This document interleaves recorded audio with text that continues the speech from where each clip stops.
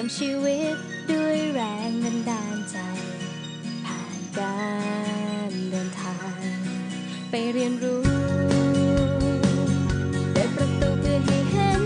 โลกกว้างกี่หลักไม้ในทุกเส้นทางจะทำให้เราเติบโตไปอาบลมหมฟ้าไต่ภูผาเก็บดาวนั้นด้วยตัวเองด้วยแสงตะวันสัมผัสความงามที่แท้แต่ครั้งหนึ่งในชีวิตจะต้องไปโลกนี้มีอะไรอีกมากมายประสบการณ์ต้อง